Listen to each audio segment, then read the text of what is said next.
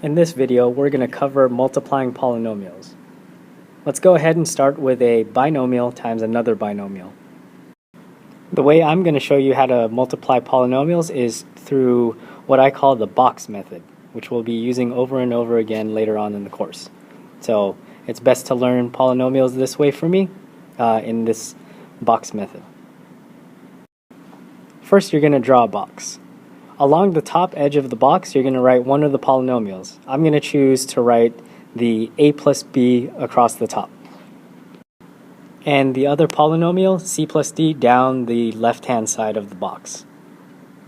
What we're going to do now is multiply the side lengths. So in this first top left box, we're going to multiply the a and the c. So in the first box, we get a times c, or ac. The next box to our right, we're going to multiply side length b times the side length c. So we're going to get bc in this box.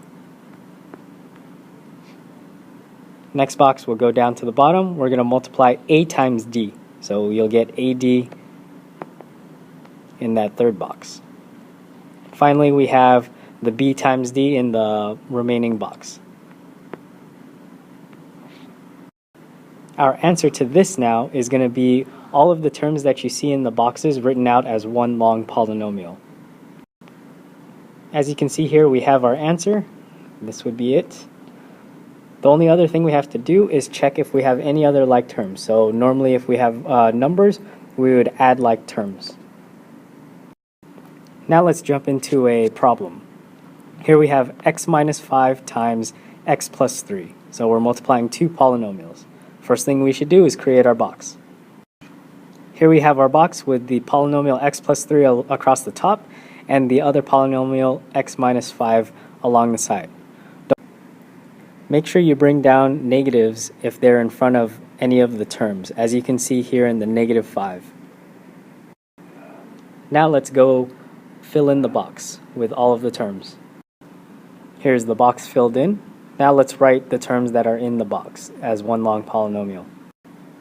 Here's our polynomial written out. Notice that we have like terms, so let's combine like terms at this point. And here we have our final answer, x squared minus 2x minus 15. Now let's look at an example where we don't have a binomial times a binomial. In this case, we have a binomial times a trinomial. Instead of drawing a square now, what we have to draw is a rectangle that matches the exact number of terms that we're seeing. So let me draw a box for this one. Since there are 3 terms in the second polynomial, I'm going to have to make space for 3 different columns in my box. Since the first polynomial only had 2 terms, it's okay to have 2 rows in the box. So let's go ahead and put the polynomials along the sides. Here we have our 2 polynomials along the sides. Let's go ahead and fill in the boxes. Now that the box is filled out, let's go ahead and write all the terms from the box as a single polynomial. After writing all the terms out, now we have to find all our like terms and combine them. Here we finally have 2x to the third plus x squared, which is the combined terms of the 3x squared and the minus 2x squared. Next we have the minus 7x, which is the combined terms from the minus 4x and the minus 3x. And then finally we have the plus 4 at the end. Alright, it's your turn to try these and bring them into class.